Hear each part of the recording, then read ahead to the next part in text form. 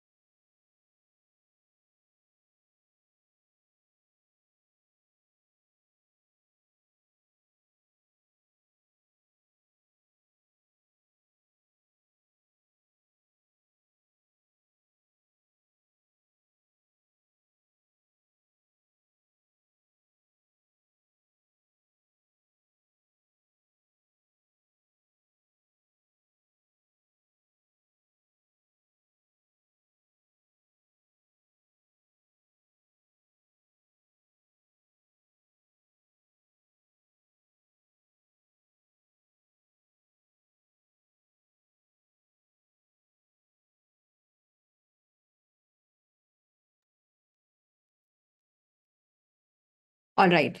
So let's start with the topic. Today we have three topics and three of them are important in the sense that a question as such can be asked on any of these topics as a whole, like classify the drugs for migraine and then write a short note on any one group of drug.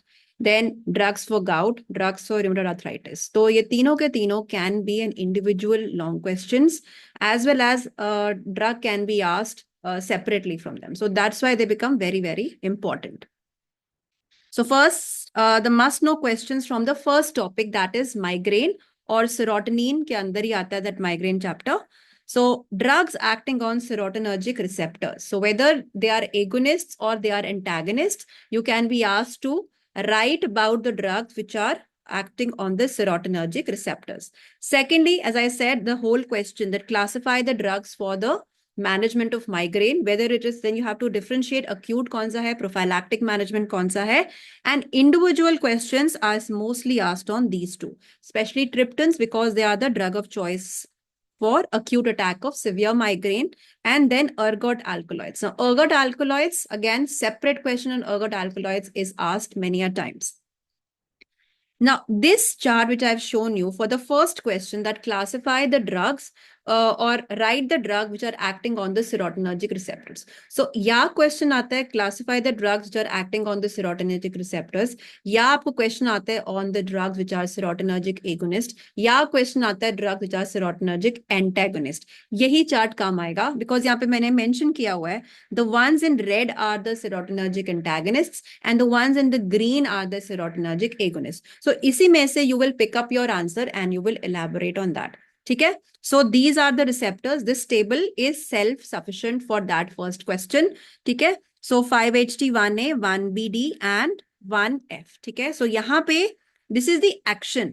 ये action इसलिए so that the use becomes clear to you. So आप जब भी इस drug को explain कर रहे हो that it is used for anxiety because it acts on the 5HT1A receptor which is involved in the anxiolysis or the regulation of the mood. So anxiolytic action is इसका इसीलिए जो इसका agonist है buspirone which is an anti-anxiety drug, इसका action ये है. So explain it like that. So जब आप indication explain कर रहे हो उसी में उसका why it is used वो आपका action हो जाता है.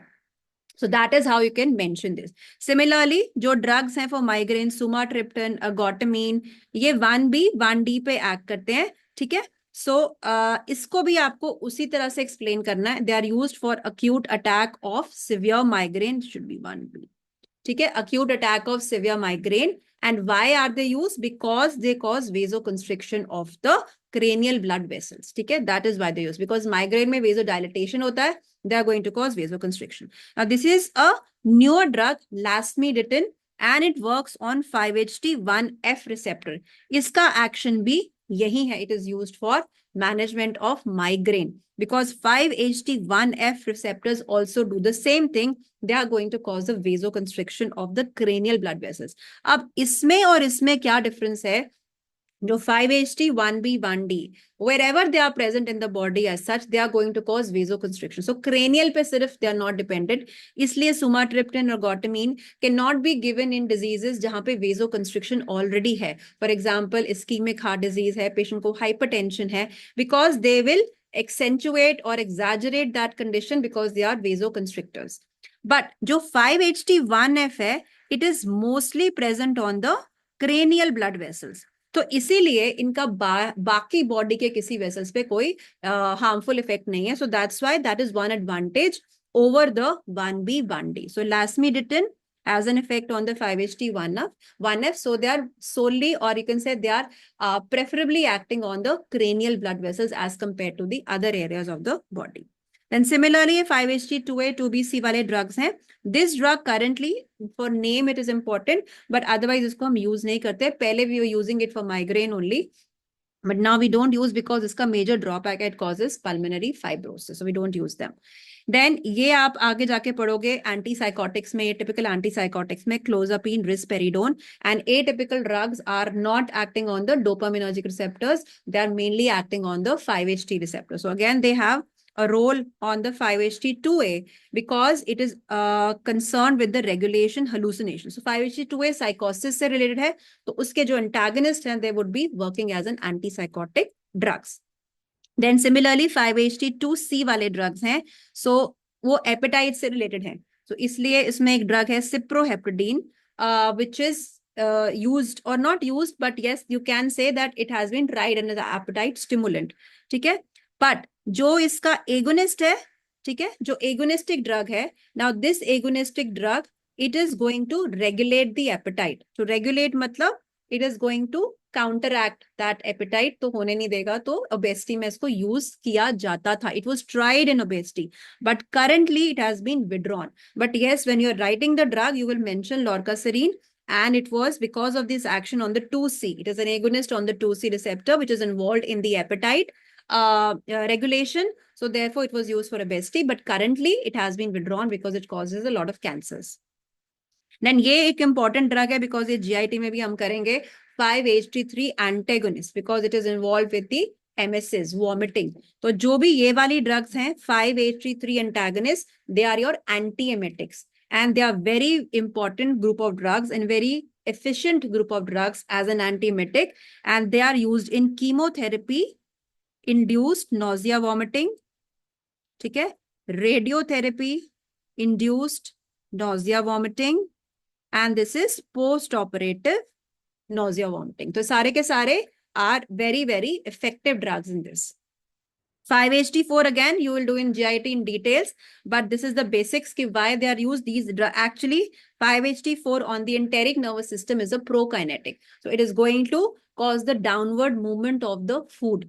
तो इसीलिए इसमें जो drugs हैं, अगर ये movement of food बढ़ा रहे हैं नीचे की तरफ, so that means it can be used in constipation, जहाँ पे stagnation हो गई है, so it will move the food downwards, and it is a part of the irritable bowel syndrome. तो कईयों को constipation होता है, कईयों को diarrhea होता है. अगर constipation is the predominant feature there, then we can use them. Then gastroesophageal reflux में, ताकि reflux ऊपर की तरफ ना आए, from stomach to the esophagus, the food shouldn't come because it will cause burning sensation. It is mixed with the acid in the stomach. So to cause the movement downward, ठीक है, नीचे की तरफ जाने के लिए GERD में use होता है. Gastroparesis, so there is weakness of the muscles of the gastric muscles, weak हो गए हैं ना, काम नहीं कर रहे हैं, तो वो नीचे की तरफ उसको help करेगा to pull the food or push the food downward direction में. So ये आपका जो एक टेबल है, that is the answer to the question number 1. और ज्यादा इसको और डिटेल में I don't think so it will be required. So this is enough for that part. Then आ गया very important topic which is migraine. So migraine पे question आता है detail में, usually you should prepare it as a long question only or a big question, ठीक है. Migraine. So migraine is an explain जब भी आएगा, just 1 or 2 lines introduce करना चाहिए. It is an episodic headache and mostly it is unilateral to one side of the head. And there are two types migraine, migraine with aura और migraine without aura. Aura का मतलब होता है before the migraine begins patient को कुछ initial symptoms आते हैं. For example patient को कईयों को सेंस स्मेल करते हैं, कुछ कईयों को विजुअल ऑरा आता है. But that is very uncommon. It is not a very common kind of migraine. जो मोस्टली 80 to 90% लोगों को होता है, that is this one, migraine without aura. Very common. आगे कुछ there is nothing which is preceding the migraine. They only have a trigger. मतलब एक trigger होएगा जिसकी वजह से उनको माइग्रेन का अटैक आ जाएगा. So either it is loud music है, बहुत ब्राइट साउंड्स हैं, सम लोगों को इंसोम्निया के बाद माइग्रेन हो जाता है, ठीक है, स्ट्रेस की वजह से. So any trigger can be there for the migraine. And people can have nausea. Some कईयों का माइग्रेन इतना स्ट्रांग होता है कि उनको नोजिया वॉमिटिंग होता है, डायरिया होता है, अदर सिम्टम्स आर देयर. कईयों में नहीं, सिर्फ हेडेक ही होता है. Depends on the patient to patient. Now pathophysiology. Pathophysiology usually इसकी न्यूरोवास्कुलर है. तो इसमें जो आपको याद रखना है कि नॉर्मली जो नर्व इन्वॉल्व है इसमें mainly it is the trigeminal nerve. So whenever there is a trigger, जो भी जैसे लाउड नॉइज है, ब्राइट लाइट्स हैं, wherever the trigger is, this nerve gets stimulated. And whenever this nerve gets stimulated, it causes the release of this CGRP, calcitonin gene-related peptide. It is a very, very important mediator of inflammation here. ठीक है, migraine में it has a very important role. So this is released and this is release from the nerve ending. जो trigeminal nerve से ये CGRP release होता है and जो आसपास इसके ब्लड वेसल्स हैं, मेनिंजियल ब्लड वेसल्स में, वहां पे जाती हैं. सो बेसिकली यहाँ पे just cut this, it's not 5-HT1 receptor, it activates the meningeal blood vessels. तो ये ब्लड वेसल्स को एक्टिवेट करते हैं और स्टिमुलेट कर से क्या होता है, वेजो डायलेटेशन हो जाती है इसकी. ठीक है, it dilates these blood vessels. So whenever these blood vessels are dilated, so what will happen, जो अंदर का प्लाज्मा है ये बाहर आना शुरू हो जाएगा. ठीक है, बिकॉज व्हेनेवर कुछ स्ट्रेच, जब भी हम कुछ चीज ऐसे स्ट्रेच करेंगे ना, खींचेंगे, तो बीच बीच में से बाहर आना प्लाज्मा शुरू हो जाता है आसपास, outside. It leak to the surroundings. So जब भी ये प्लाज्मा बाहर आना शुरू होगा, ये एडिमा कॉज कर देगा. ठीक है, और ये सारा जो प्रेशर है, it will press on the surrounding nerves. तो जो भी नर्व्स हैं उनको प्रेस करना शुरू कर देंगी. एंड जब भी नर्व्स को प्रेस करेंगे, there is going to be pain. ठीक है, so painful stimuli, and that is perceived as headache by the patient. So आपने इसको एक्सप्लेन करना है. There is involvement of the mainly the trigeminal nerve. So trigeminal nerve जब भी stimulate होती है, number 2, there is release of this important mediator CGRP. When CGRP is released, it is inflammation का mediator है. जितने भी होते हैं, they will stimulate the meningeal blood vessels and they will cause vasodilatation. So whenever there is vasodilatation, there will be release of plasma and plasma बाहर आ जाएगा. और वो जो जितना प्लाज्मा बाहर आएगा, it will start causing edema. और जब भी edema means pressure बढ़ जाएगा, वो surrounding blood vessels को press करेंगे. जब भी वो surrounding nerves को press करेंगे, there is going to be pain. And that is the headache, throbbing headache patient को होता है. So this is the pathophysiology. So mainly target भी हम इसीलिए करते हैं, CGRP को किसी तरह हम कम कर दें. ठीक है, और जो इस वेजो डायलेटेशन को है उसको किसी तरह हम वेजो कंस्ट्रिक्शन में बदल दें. So these are the major 2 targets. तो हमारी ड्रग्स इसी को करते हैं, या वो CGRP को किसी तरह से कम कराती हैं release, so that it is not release, it doesn't cause vaso dilatation, या डायरेक्टली आप ब्लड वेसल्स की वेजो कंस्ट्रिक्शन करना शुरू कर दो. So both of them are going to be helpful in managing migraine, and you will see the drugs are mainly going to do that only. Now, so how do you treat that? So migraine एक होता है, अभी patient को attack होना शुरू हो गया, that is called acute attack. दूसरा पेशेंट को अटैक ठीक हो गया, बट यू डोंट वांट कि दोबारा से उसको माइग्रेन का अटैक हो. तो when you give drugs for that, so that you want to prevent any future attack of migraine, so that is called as prophylactic therapy. तो अक्यूट में उसी टाइम इसको हो रही है पेन, आपको उसको ठीक करनी है. So that is called as the acute attack of migraine. ना माइग्रेन जो होते हैं पेशेंट को, डिपेंडिंग कि कितना इंटेंसिटी का माइग्रेन है, whether it is mild, whether is moderate, और वेदर इट इज सिवियर. तो कौन सी इंटेंसिटी का है. माइल्ड अटैक मीन्स कभी कभी आता है पेशेंट को, वंस इन अ मंथ और so on and so forth. ठीक है, and the headache may last for 8 hours, but it is still tolerable. Moderate में there are more frequent attacks, मतलब में हो सकता है महीने में 2 अटैक्स आ जाए उसको. ठीक है, but they can last for a पूरा दिन, वो अटैक हो सकता है उसको. And accompanied with nausea and vomiting. Severe is there are more than 2 or 3 attacks every month and everything, सब कुछ जो है वो बहुत सिवियरिटी में हो रहा है. सो बेसिकली जो सिवियर होता है ना, उसमें हम जाके प्रोफालैक्टिक थेरेपी यूजुअली शुरू करते हैं, बिकॉज इट इज बहुत ऑफन हो रहा है. सो सिवियर अटैक में usually they say that प्रोफालैक्टिकली definite therapy हमें देनी चाहिए. माइल्ड में you may not need a prophylactic therapy because कभी कभी हो रहा है, so you may not need prophylaxis, but for severe you will definitely need a prophylactic therapy. So coming to first the acute attack of these types of migraines. अगर mild to moderate है तो what will you, they will usually subside with simple analgesics. आप simple analgesics दे सकते हो, paracetamol आती है, ibuprofen, aspirin. These drugs can take care of the simple attacks of migraine. And कई बारी market में you will have a combination of these drugs with caffeine. There's a Vasograin करके available होती है. It contains caffeine. So caffeine is a very potent vasoconstrictor. So that is how it helps them. ठीक है? So you can give this. तो vasoconstrictor activity भी है. Plus paracetamol is going to take care of the pain and everything. ठीक है? Then अगर patient को nausea and vomiting साथ में है, then you will give antiemetics. Any of this you can give. Promethazine जो है basically it is an antihistaminic, तो ये सेडेटिव का भी काम करेगा. सो पेशेंट को नींद आएगी, पेशेंट को रेस्ट मिलेगा. That is additional benefit of promethazine. So any of this can be combined. So ये हो गया माइल्ड टू मॉडरेट. ठीक है, ओनली माइल्ड टू मॉडरेट. अब सिवियर में क्या करेंगे? अब सिवियर में सिर्फ ये चीजें काम नहीं आएंगी, ये तो आपने करनी है you, because patient will definitely try. Patient कहेगा कि मुझे एस्पिरिन पैरासिटामोल दे तो रहे पर उससे मुझे आराम नहीं आ रहा. You will start with this therapy, but जब हमें पता लग गया कि this is of no use, then you start adding this one. Then you give triptans. इसमें हम ट्रिप्टन्स हमें ऐड करनी पड़ती हैं. Plus this is the drug of choice. And अगर ट्रिप्टन्स काम नहीं कर रहे, then you give ergot alkaloids. This is और ट्रिप्टन्स और अर्गोट एल्कोलॉइड्स. पहले अर्गोट एल्कोलॉइड्स देते थे, but now triptans are there. So because ergot alkaloids आपके और भी साइड इफेक्ट्स कॉज करते हैं, triptans are relatively more safer drugs and less of side effects. So triptans currently are the drug of choice for acute attack of severe migraine में ये देखना है. ठीक है, अगर acute attack of mild to moderate में, वहां पे जो drug of choice है आपकी analgesics बनती है. ठीक है, इसमें analgesic, simple analgesic NSAIDs होंगी आपकी drug of choice, but severe में drug of choice triptans आती हैं.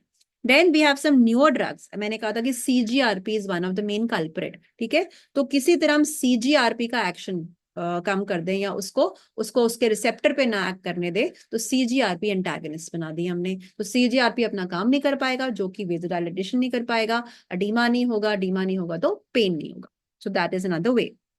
सो इसमें इसको हम G-PAN ड्रग भी कहते हैं, बिकॉज इनके एंड में सब में G-PAN लग रहा है. So you can remember one name at least out of this. जैसे आप Rimegepant, Zavegepant, तो ये G-PANs है. तो ये आपको जैसे नेजल स्प्रेज में भी मिलता है. ठीक है, नेजल स्प्रे का फायदा क्या होता है? बेसिकली पेशेंट को नोजिया वॉमिटिंग बहुत ज्यादा हो रहा है तो मुंह से नहीं ले पाते, तो या आपको इंजेक्टेबल देना पड़ता है या आपको nasal spray. That will help the patient. And these are basically oral drugs. Oral, ऐसा है कि ओरल ड्रग अगर नहीं ले पा रहा है, then you have to give injectable form. क्योंकि कई ड्रग्स हैं जो दोनों फॉर्म में मिलती हैं, तो ओरल नहीं ले पा रहे हैं तो हम दूसरा साइड ट्राई करेंगे method. So a little detail about triptans, because as I said, triptans can be separately asked as a short.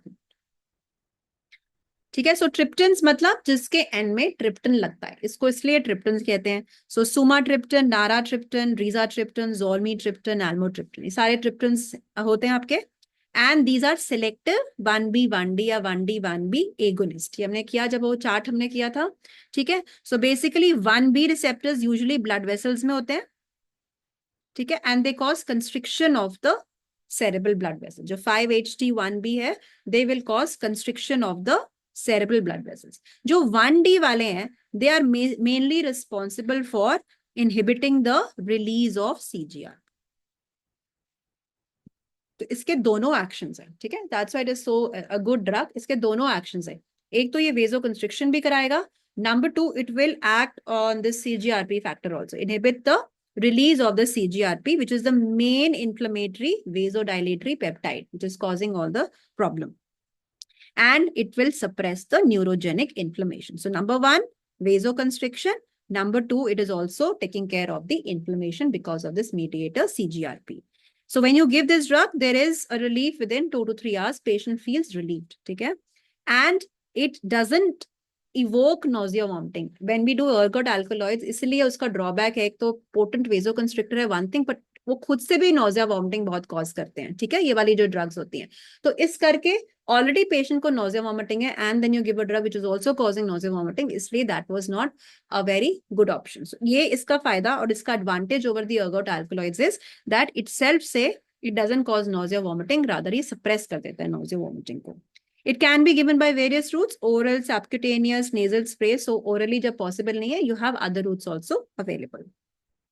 Sumatriptan जो इसमें से, because S for sumatriptan, S for short acting, so short acting drug है ये, बाकी सारी long acting drug, this is only short acting drug. तो short acting drug से जो प्रॉब्लम हुई थी स्टार्टिंग में, जब भी इसका when the effect was over may be about 4 hours 5 hours के बाद, इट कॉज्ड रिबाउंड हेडेक, दोबारा से हेडेक हो जाता था पेशेंट को। तो that was one drawback with this drug. But now जो न्यूअर ड्रग्स आई हैं, they are comparatively longer acting, तो उनके साथ ये प्रॉब्लम नहीं आती है। And tightness in the head, chest, paraesthesias, because head chest में इसलिए कह रही हूँ बिकॉज हमने कहा था ना, जो 5-HT 1B 1D वाले हैं, वो सिर्फ ब्रेन में नहीं है, वो और बॉडी में और भी जगह है। तो जहां जहां पर आप ये ड्रग दोगे, उसने उन रिसेप्टर्स पे एक्ट करना है। तो चेस्ट में है तो वहां के भी वेसल्स को कंस्ट्रिक्ट कर देगा, ठीक है। So it can cause tightness in the head and the chest. इसीलिए हम जैसे IHT पेशेंट है, एंजाइना है पेशेंट को, एंड हम ऐसे पेशेंट्स को नहीं दे पाएंगे because it will further cause the constriction of the जो हमारी कॉरोनरी वेसल्स। हाइपरटेंशन में वेजोकंस्ट्रिक्शन वैसे भी आपने नहीं चाहिए, अगर वेजोकंस्ट्रिक्शन करेंगे तो और हाइपरटेंशन एपिसोड बढ़ेगा, तो इसलिए वहां पे भी हम ये नहीं दे सकते। तो it is contraindicated in patients with IHT and hypertension because it will further aggravate that condition. And another important thing to be kept in mind and to be written down in the paper is that it cannot be given along with any other vasoconstrictor for migraine, which is ergot alkaloid or ergotamine जो देते हैं, because वो भी vasoconstrictor है, ये भी vasoconstrictor है, double vasoconstriction body में हो जाएगी, dangerous, very very dangerous, because पूरी बॉडी में vasoconstriction जाएगी।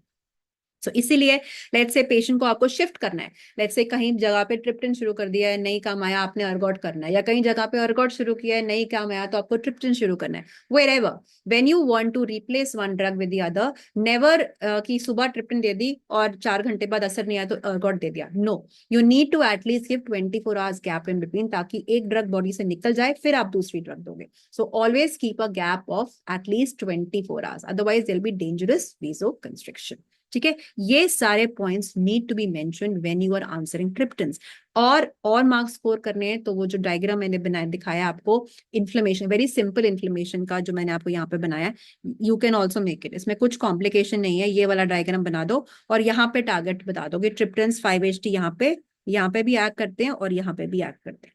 तो ये आप बस टारगेट साइट दिखाना है एंड यू कैन सो हमेशा एक चीज और याद रखनी है, जब भी I have seen checking papers, तो कई बार स्टूडेंट्स क्या करते हैं, डायग्राम बना देते हैं, पर डायग्राम के बाद वो लिखते नहीं है, ठीक है। सो कि as if the examiner is suppose to understand the diagram himself और herself, no, never do that, because many a time when you draw diagram you can't write so many things there, diagram is only supportive, ठीक है। So that will give you additional marks, but only writing making a diagram doesn't suffice, you have to write the text, ठीक है। उससे क्या होता है कि आपका जो आपने लिखा है उसको आपने एक्सप्लेन भी करना है, बिकॉज डायग्राम बना के nothing can happen, so it is not a replacement for text, it is only adding to the text. तो आपको मार्क्स एडिशनल मिल सकते हैं, पर अगर आपने टेक्स्ट नहीं लिखा और सिर्फ डायग्राम बनाई, आपके मार्क्स उतने नहीं आएंगे, ठीक है। टेक्स्ट में तो फिर भी आ जाएंगे, अगर टेक्स्ट लिखा है डायग्राम नहीं बनाई तो वो उतने नंबर नहीं मिलेंगे, ठीक है। बट अगर उल्टा करोगे तो नंबर और कम हो जाएंगे। So make sure when you are drawing a diagram, because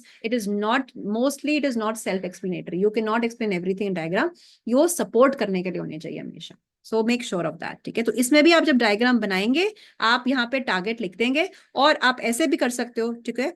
let's say जैसे I most often do this, you right point number 1 here and point number 2, और जब आप एक्सप्लेन कर रहे हो यहाँ पे आंसर में, so it selectively acts on this constriction as seen in point number 1, inflammation करता है as seen in point number 2। सो इससे क्या होता है, एग्जामिनर नोज कि आप पॉइंट नंबर 1 वहां टारगेट कर रहे हो और पॉइंट नंबर 2 यहाँ टारगेट कर रहे हो। So that is another way of like supporting your text with a diagram.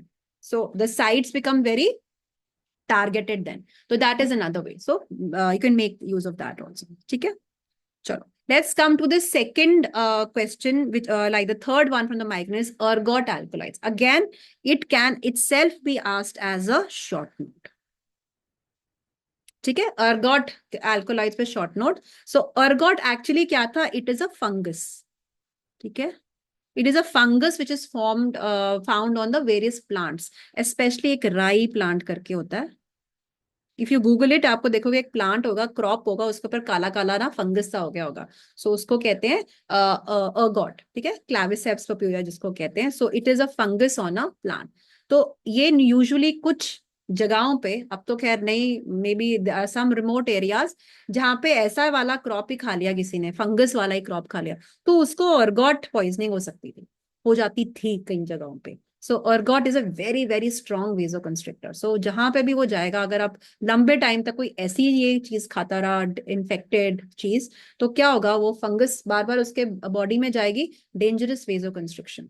तो जो स्पेशली जो पेरिफ्री में ना, आपके हैंड में, जो फीट में छोटी छोटी ब्लड वेसल्स होती हैं, ठीक है, वो बिल्कुल देर आर नो ट्रिब्यूटरीज, उनकी होती नहीं है, वो सिंगल सिंगल वैसे जाती हैं. तो अगर ये फंगस वहां जाके पोटेंट अगर वेजो कंस्ट्रिक्शन करेगा, तो और कोई तरफ से उसको ब्लड सप्लाई नहीं मिल रहा है, तो यहाँ पे उसका वेजो कंस्ट्रिक्शन होने की वजह से जो टिप्स होते हैं बेसिकली टोज में, फिंगर टिप्स में, वहां पे उसको ब्लड सप्लाई नहीं जाती, तो वो काले काले पड़ जाएंगे, because there is lack of blood supply, lack of oxygenation. So उसको कहते थे गैंग्रीन. ठीक है, तो गैंग्रीन हो जाता था उससे. सो गैंग्रीन, तो अगर लॉन्ग टर्म यूज हमने अर्गॉट्स किए, so gangrene of the toes and the fingers, and this was called as ergotism. Ergotism. So ergotism is nothing but the cutaneous जो vascular gangrene रहता है because of constant or we give it for a longer time. So classification में ये natural है, जो ऐसे ही plants वगैरह से मिलते हैं, कुछ हमने semi synthetically बनाए हैं. सो अर्गोमेट्रीन, अर्गोटामीन, अर्गोटॉक्सिन. सिंपल है, आपने इसको सेमी सिंथेटिक क्या करना है, आपने हर एक को डाई हाइड्रो ऐड कर दो. तो dihydroergotamine, dihydroergometrine, dihydroergotoxine, यही बनाया उन्होंने. तो ये तीन तो ऐसे ही आपको याद हो जाएंगे. अगर आप ये तीन याद करोगे, डाई हाइड्रो ऐड कर दो, तो वो सेमी सिंथेटिक डेरिवेटिव्स बन जाएंगे. दूसरे जो नए हैं और मतलब different from this is bromocriptine and methysergide. Bromocriptine important short note. ठीक है, bromocriptine is an important short note on its own. ठीक है, it is used in hyperprolactinemia. So ये भी इंपॉर्टेंट है ब्रोमोक्रिप्टीन पे. So it is used in parkinsonism, it is used in endocrine disorders, hyperprolactinemia. आगे मैं आपको और एक आधा यूज बताती हूँ. मेथिसर्जाइड सिर्फ आपने लिखना, हमने अभी किया था ना 5HT वाले टेबल में, करंटली यूज नहीं करते because it causes pulmonary fibrosis. So ये होगी आपकी classification of the ergot alkaloids. आगे चलते हैं अर्गोटामीन के बारे में. सबसे पहले अर्गोटामीन के बारे में हम क्या करेंगे, ये is it a partial agonist and the antagonist at the alpha receptors. ठीक है, अल्फा रिसेप्टर्स पे भी एक्ट करते हैं, 5HT रिसेप्टर्स पे भी एक्ट करते हैं. सो पार्शियल एगोनिस्ट का मतलब ये होता है कि जब there is no ligand present or no agonist present, then it works as a partial agonist. But whenever there is an agonist present, then it works as an antagonist. तो यहाँ पे आपको सिर्फ ये याद रखना है, जो इसका मेजर वेजो कंस्ट्रिक्शन एक्शन है, ये बिकॉज ऑफ अल्फा भी है, प्लस ये 5HT पे तो एक्ट कर ही रहा है, तो इसलिए it is a very very strong vaso constriction, double double action है. So vasoconstriction because of action on the alpha receptors and because of action on the 5HT. So 5HT वाला जो action है, it is causing its use in the migraine. But alpha वाला जो वेजोकंस्ट्रिक्शन है, पूरी body में वेजोकंस्ट्रिक्शन करता है, तो इसके साइड इफेक्ट्स भी उसी की वजह से हो रहे हैं, जो हमने गैंग्रीन वगैरह किया था because of the vasoconstriction. Then smooth muscles में भी कॉन्ट्रैक्शन कराएगा. On the uterus also it causes contractions. So therefore the uses भी आए हैं इसके कई जगह पे पोस्टपार्टम हेमरेज में, बिकॉज जब वेजो कंस्ट्रिक्शन कराएंगे तो क्या होता है कि जो ब्लड वेसल्स में जो ब्लीडिंग है उसकी चांसेस कम हो जाते हैं. सो वेजो कंस्ट्रिक्शन एक्ट. ठीक है, बट क्रॉनिकली अगर आप इसको यूज कर रहे हैं, जैसे हमने पॉइजनिंग तब होता है जब हम इसको अननोइंगली कंज्यूम करे जा रहे हैं. क्रॉनिक में क्या होता है, इतनी vaso constriction, there is thrombosis and gangrene. So gangrene of the toes, specially smaller digits, जहां पे और कोई आपको सपोर्टिव ब्लड ऐसे ना, there are no branches to supply that vessel. एक ही वेसल है, तो और उसको कहीं से मिलना, तो वही वेसल हमारी खराब हो जाती है. सो गैंग्रीन ऑफ द टोज, तो ऐसे काले काले उनके टोज जाते हैं, काले काले उनके फीट हो जाते हैं, and the hands. So that's very typical of that.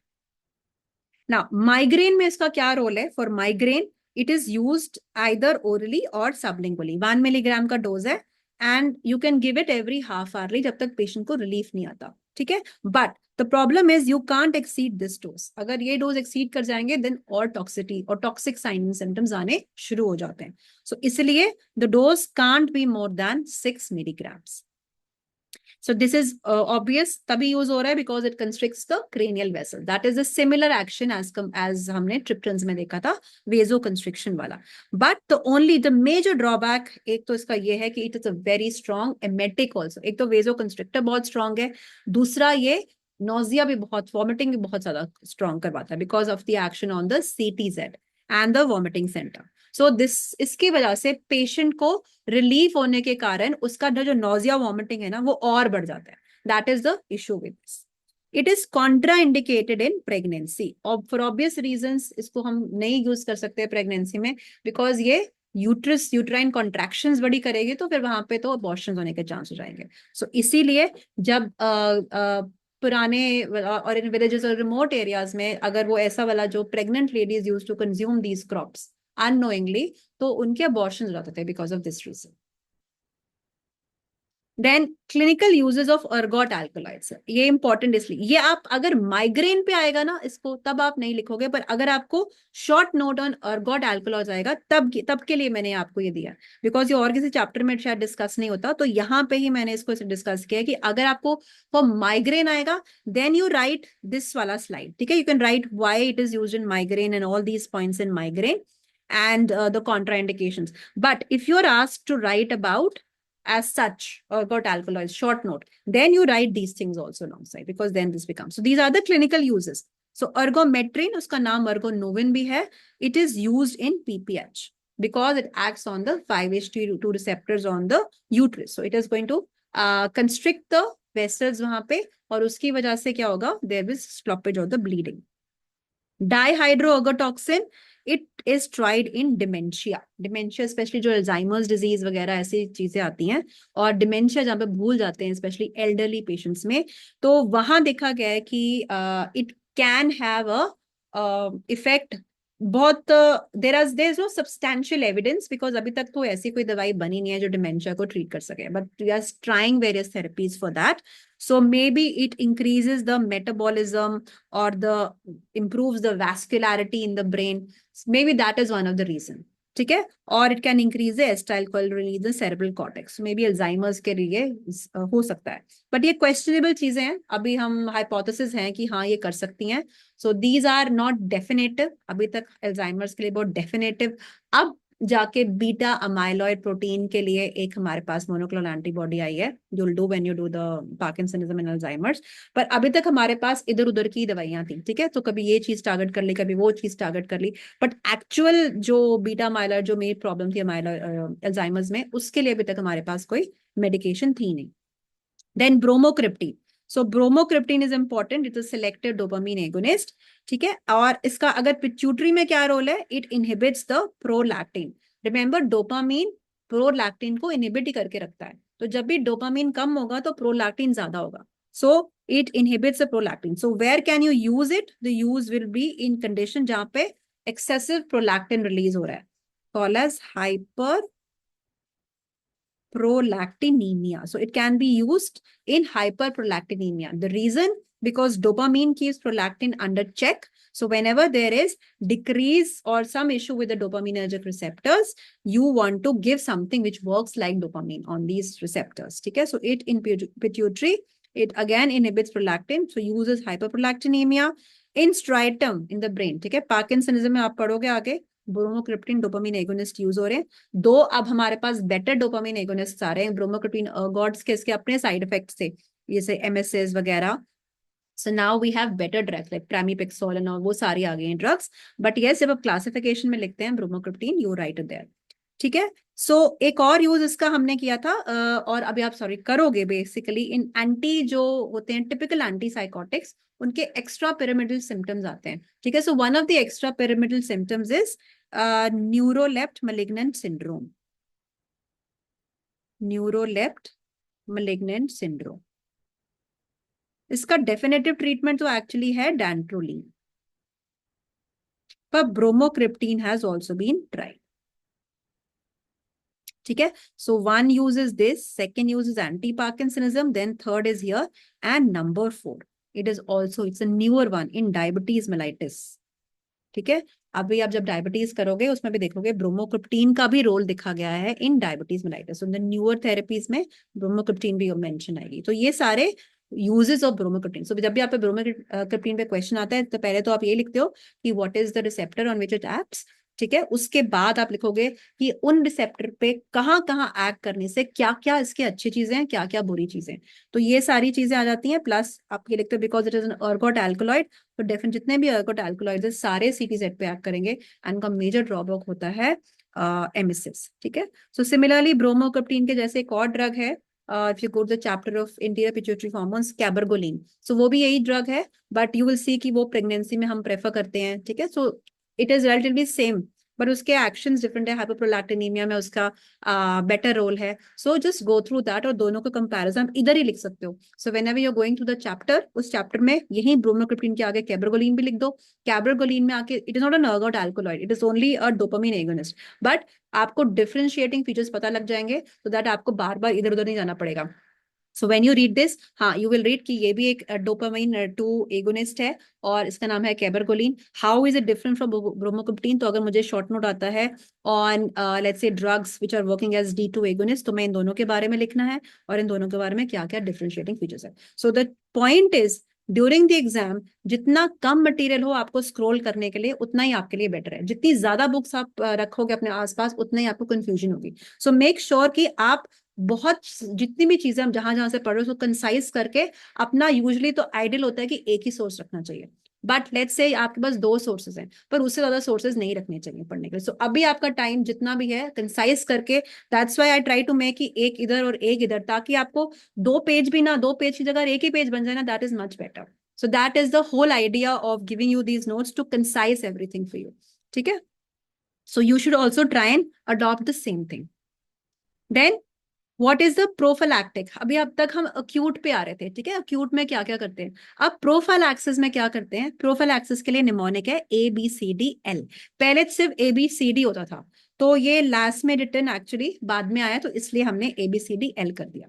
So A stands for anti convergence. So anti जो एपिलेप्टिक ड्रग्स हैं, सारी नहीं है, सिर्फ ये 3 हैं जो यूजफुल देखी गई हैं, which have been found to be, for some reason they have been found to be useful in this. ठीक है, एक्चुअल रीजन अभी पता नहीं, but why it is useful, but only these, valproate, gabapentin और topiramate, और कोई drug नहीं है। So don't mention any other drug which is used for migraine prophylaxis, only these. Beta blockers are the drug of choice. They are the primary drug of choice because you know beta blockers क्या करेंगे, beta receptors को block करेंगे। जो beta 2 receptors vasodilatory होते हैं, so when they block it becomes vasoconstrictory। ठीक है, so beta blockers are the drug of choice, so reduce the frequency। CCBs, verapamil, flunarizine, so maybe they decrease the calcium, calcium is responsible for some reason, जो overload और calcium नहीं होने देंगे। ठीक है, so that is one reason.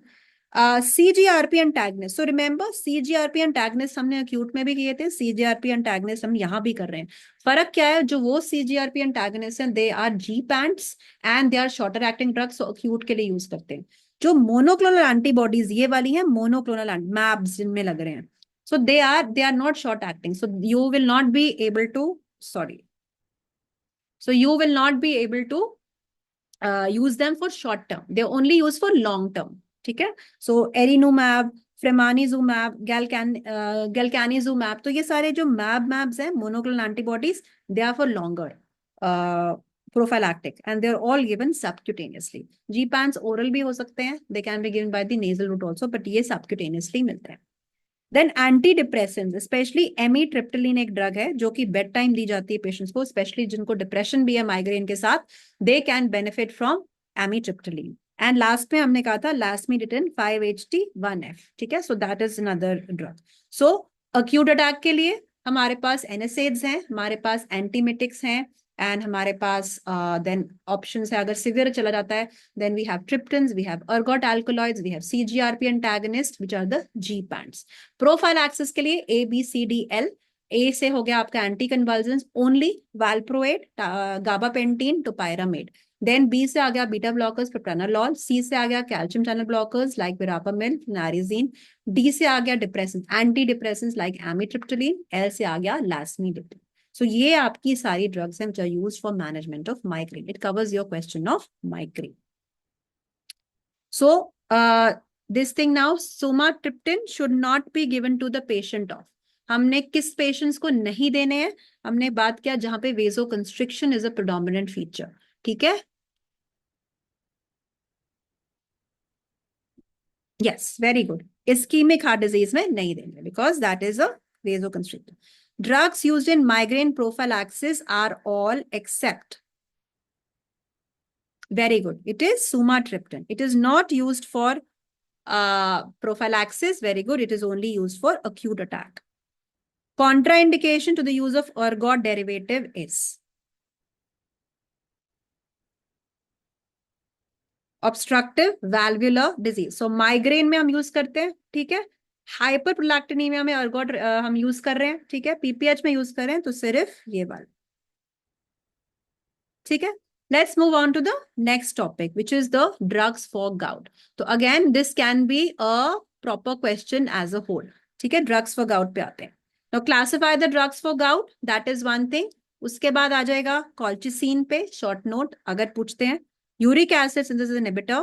Why allopurinol is contraindicated in acute, और ये reasoning question आ जाता है. And uricosurics. So ये short note है अलग अलग drugs पे.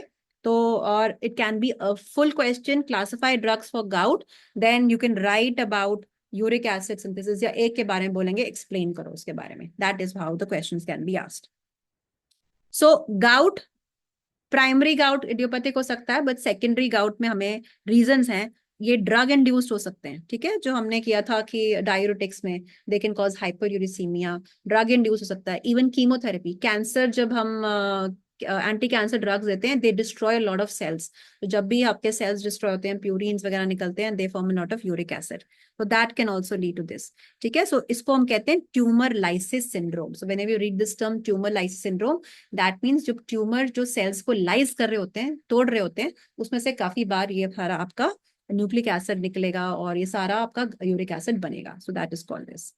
सो types of gout, acute and chronic. इसमें भी वही चीज है. अक्यूट अटैक में आपको बेसिकली क्या देखना है, आपको इन्फ्लेमेशन रिलीव करनी है.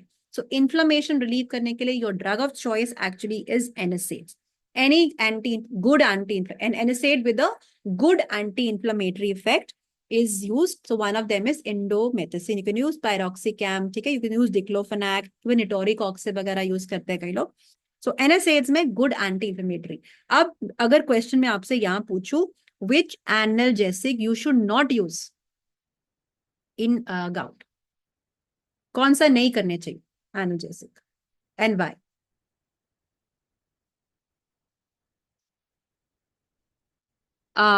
ठीक है, पैरासिटामोल का रीजन ये है कि वो एंटी इंफ्लेमेटरी नहीं है. Very good. और कोई जो कॉन्ट्रा इंडिकेटेड है? Any analgesic which is Contra indicated. Paracetamol तो इसलिए यूज नहीं कर रहे बिकॉज एफिकेसी नहीं है, मतलब it is not a good anti inflammatory. Any analgesic जो कॉन्ट्रा इंडिकेट किया जाता है NSAID में, हमने किया. ठीक है, aspirin. Aspirin should not be used. Why? Because in low dose it causes increase in the uric acid levels. ठीक है, सो एस्पिरिन भी नहीं देना चाहिए गाउट में. कॉन्ट्रा इंडिकेशन का क्वेश्चन आएगा तो एस्पिरिन आएगा. एफिकेसी नहीं है जिसकी, जो यूज नहीं कर सकते. PCM कॉन्ट्रा इंडिकेटेड नहीं है. PCM का रोल ये है कि वो काम नहीं करेगा अच्छे से. It is not a very good anti inflammatory. ठीक है, बट अगर कॉन्ट्रा इंडिकेशन की बात करेंगे then you write aspirin because that itself can lead to increase in the uric acid levels. तो उसको हम इस तरीके से हम कर सकते हैं. ठीक है, नेक्स्ट आ जाते हैं हम. तो इसमें NSAIDs are the first choice. अगर किसी कारण NSAIDs नहीं काम कर रहे या NSAIDs को पेशेंट नहीं ले पा रहे, then we move on to colchicine because colchicine second line drug है. इफ पेशेंट कांट टॉलरेट और there is some issue with NSAIDs, then only, because otherwise colchicine एक टॉक्सिसिटी ज्यादा करती है. Glucocorticoids are third line drug. अगर ये दोनों काम नहीं कर रहे हैं then we use steroids, otherwise we don't use steroids.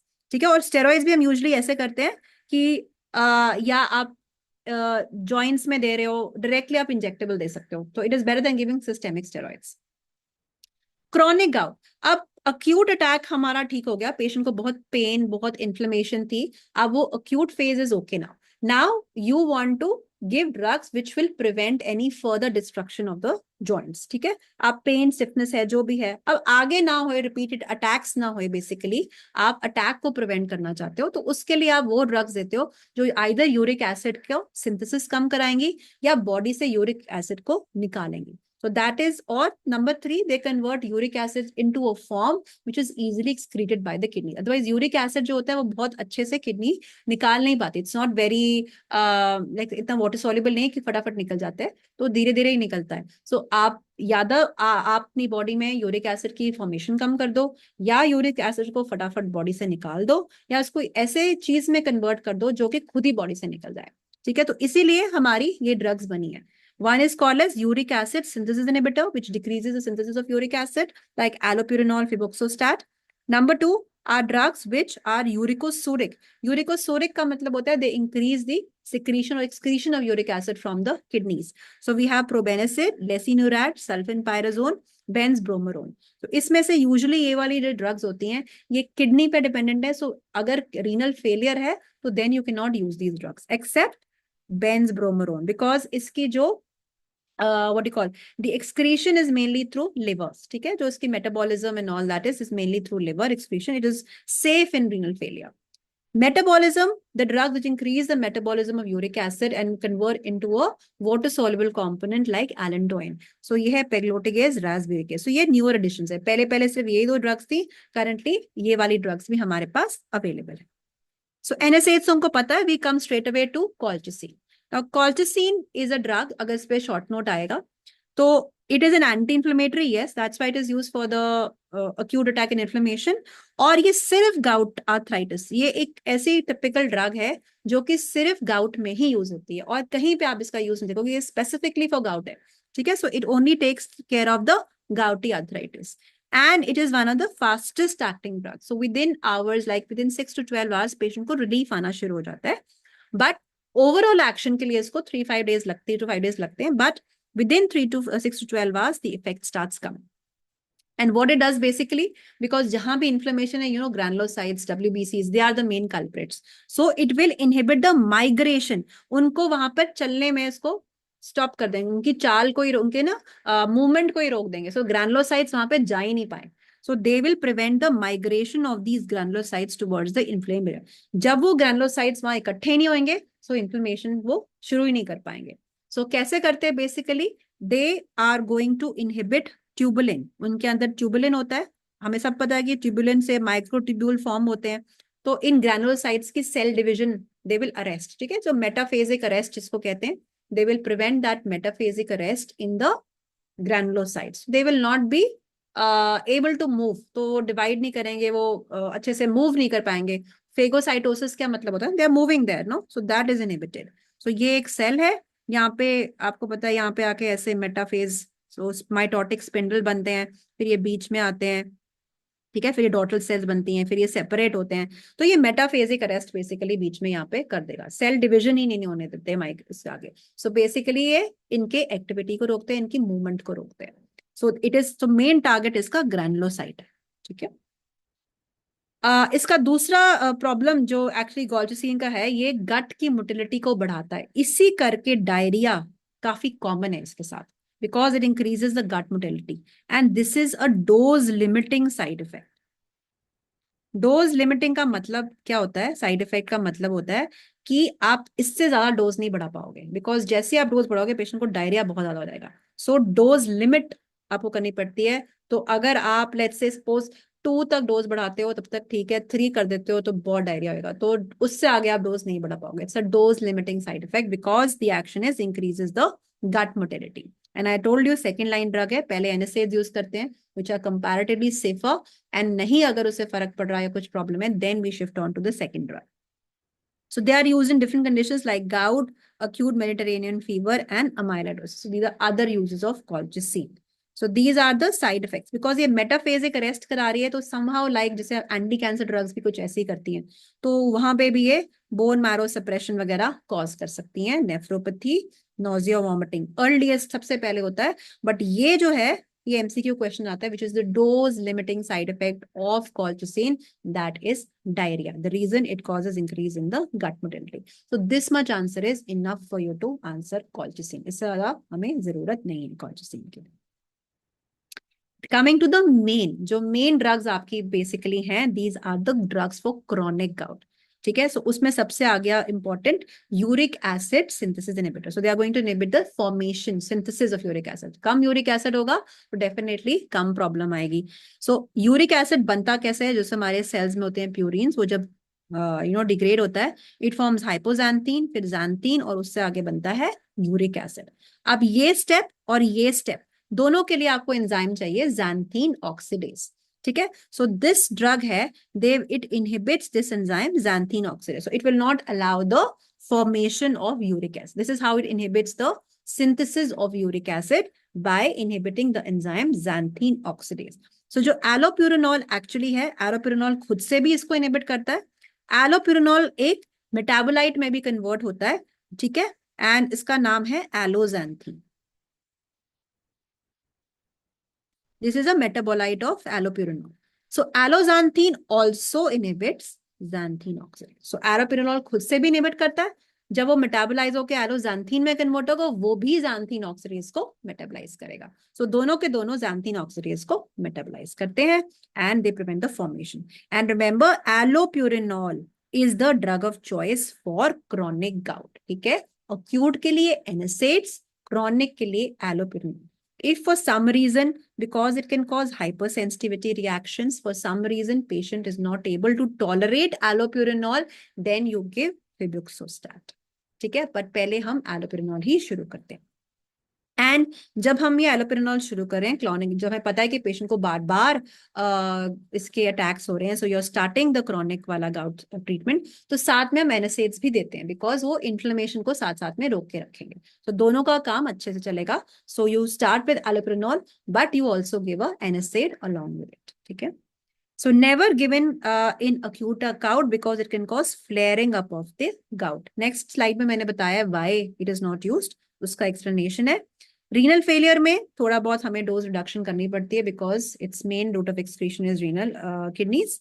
Then this is important, drug interaction. ये ड्रग इंटरेक्शन क्वेश्चन आता है. What is the drug interaction of allopurinol with 6-mercaptopurine. ठीक है, 6-mercaptopurine. सो ये एंटी कैंसर्स में आप पढ़ोगे.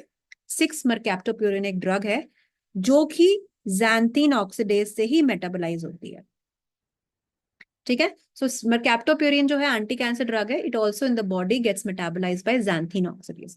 सो जब ऐसे पेशेंट्स को देखो, एंटी कैंसर ड्रग्स दे रहे हो आप, तो क्या हो रहा है, उसका कैंसर तो ट्रीट हो रहा है, बट साथ में हमने किया था, जब कैंसर कीमोथेरेपी देते हैं तो क्या होता है, जो वो एंटी कैंसर ड्रग्स हैं वो कैंसर सेल्स को तो डिस्ट्रॉय करती है, नॉर्मल सेल्स को भी डिस्ट्रॉय करती है. तो जब इतने सेल्स डिस्ट्रॉय होते हैं तो प्यूरिन निकल के फिर उसमें से यूरिक एसिड खूब सारा बनता है, जो ट्यूमर लाइसिस सिंड्रोम वगैरह हमने बात की थी. तो उसके लिए आप साथ में एलोपेरिनॉल शुरू कर देते हो, सो दैट वो वाला प्रॉब्लम सॉल्व हो जाए, पेशेंट को गाउट ना वहां पे डेवलप हो because of increase uric acid levels. So if you are giving allopurinol with this drug actually 6-mercaptopurine, तो क्या प्रॉब्लम आती है बेसिकली, ये जो एलोपेरिनॉल है ये xanthine ऑक्सीडेज इनहिबिट तो करता है, बट वो ये वाला xanthine ऑक्सीडेज भी इनहिबिट करेगा. ठीक है, सो जहां जहां xanthine ऑक्सीडेज वो इनहिबिट करेगा, सो उससे क्या होगा, 6-mercaptopurine के लेवल्स बॉडी में बढ़ जाएंगे, तो उसकी टॉक्सिसिटी आ जाएगी. तो you will have to decrease the dose of 6-mercaptopurine if you are giving along with allopurinol. So ये एक इंपॉर्टेंट ड्रग इंटरेक्शन है जो हमें याद रखनी है. ठीक है, एलोपेरिनॉल के साथ. उसके बाद हम दूसरा जो है that is other uses. Other uses है आपकी secondary hyper uricaemia. That means यही वाला जो हम बात कर रहे थे एंटी कैंसर ड्रग, तो उसको ट्यूमर लाइसिस सिंड्रोम कह दो, सेकेंडरी हाइपर यूरिसीमिया कह दो, one and the same thing. So it is used in gout जो नॉर्मल है, but secondary gout because of anti cancer drugs वहां भी यूज करते हैं. देन काला आजार, जब हम एंटी माइक्रोबियल्स में काला आजार पढ़ते हैं, वहां पे भी देखा गया है कि allopurinol has been found to be useful in those cases. ठीक है, सो ये आपका आ गया this first drug. Then why allopurinol is contraindicated in acute gout, because क्या होता है, इनिशियली जब आप ये देते हो तो ये क्या करता है, ये यूरिक एसिड की सिंथेसिस को इनहिबिट करता है, तो यूरिक एसिड के लेवल्स हो जाएंगे कम. सो जितने भी क्रिस्टल्स विच आर, ये आपका ब्लड चल रहा है यहाँ पे, और लेट्स से यहाँ पे जॉइंट्स हैं. ठीक है, जॉइंट्स हैं यहाँ पे जहाँ पे यूरिक एसिड टोफाइज जो डिपॉजिटेड होते हैं। तो जब ब्लड में इसका सिंथेसिस बेसिकली कम है, तो ये जो ये जॉइंट्स जो यूरेट लेवल्स हैं, they will start coming into the blood. तो कई बार ये ब्लड में आना शुरू होंगे, फिर कुछ दोबारा यहाँ चले जाएंगे, तो ये फ्लक्चुएट करते रहेंगे। कभी ये क्रिस्टल्स जॉइंट्स में से ब्लड में आ जाएंगे, कभी ये ब्लड में से फिर डिपॉजिट हो जाएंगे। और जब ये काफी क्रिस्टल्स जॉइंट में से ब्लड में आना शुरू हो जाते हैं, बिकॉज देर इज ना डिक्रीज है लेवल्स, बिकॉज अपने यूरिक एसिड सिंथेसिस दे दिया है, तो लेवल्स डिक्रीज हैं। अक्यूट गाउट में क्या हो रहा है, खूब सारा इन्फ्लेमेशन है, पेन है। तो ये फ्लक्चुएशन होने की वजह से क्या होगा, lot of uric acid is going to come into the blood, और ये ज्यादा ब्लड से जाके आपके किडनीज में चला जाएगा यूरिक एसिड, बिकॉज और किडनी इतना हैंडल नहीं कर पाएगी। ठीक है, तो ये सारा जितना भी डिपॉजिटेड था आपके जॉइंट्स में, वो सारे का सारा ब्लड में आ जाएगा यूरिक एसिड, वो सारे का सारा किडनी में जाएगा, और किडनी में जाने के बाद ये ना नेफ्रोलिथियासिस ब्लॉक कर देगा। ठीक है, so it can cause solubilise, ये सोल्यूबल मतलब they will form stones, nephrolithiasis cause हो जाएगा, तो जिसकी वजह से there can be a problem. तो इसलिए अक्यूट गाउट में क्या होता है, you need to start an NSAID beforehand. NSAID करना शुरू आप पहले वो करोगे, उसके बाद आप थोड़ी देर के बाद एलोपिरिनॉल दे दोगे। एकदम से एलोपिरिनॉल आप अक्यूट फेज में नहीं देते, इसलिए जब हम एलोपिरिनॉल दे भी रहे हैं ना क्राउनिक गाउट में, हम साथ साथ एनएसएड्स भी दे रहे हैं, सो दैट वो जो अक्यूट एपिसोड है वो एनएसएड मैनेज कर पाए, इन्फ्लेमेशन मैनेज कर पाए। नहीं तो ये जो साथ वाला एकदम से आपने यूरिक एसिड सिंथेसिस रोक दी ना, तो जितना भी आसपास जॉइंट्स में यूरिक एसिड अक्यूमुलेट था, वो सारे का सारा ब्लड में आना शुरू हो जाता है, और ब्लड पे आके वो किडनीज पे बोझ बढ़ाएगा। किडनी से बोझ बढ़ाएगा इन द सेंस क्या करेगा, ये यूरिक एसिड लेवल्स जो है वहां पे यूरेट लेवल्स बढ़ा देगा, तो नेफ्रोलिथियासिस के चांसेस बढ़ जाते हैं, डैमेज टू द किडनीज होने के चांसेस रहते हैं। इसलिए allopurinol is contraindicated in acute gout. ठीक है, अब लेट्स से आपको 5 मार्क्स का क्वेश्चन आएगा, अब इतने से आपको लगता है कि आंसर नहीं बनता, तो आप क्या करोगे, पहले एलोपेरानोल को थोड़ा सा एक्सप्लेन करोगे, what is allopurinol, how is it useful in acute in chronic gout, because it is a xanthine oxidase inhibitor. वो थोड़ा सा एक जो फ्लो चार्ट सा बनाया था मैंने यहाँ पे, इसको एक्सप्लेन कर दो।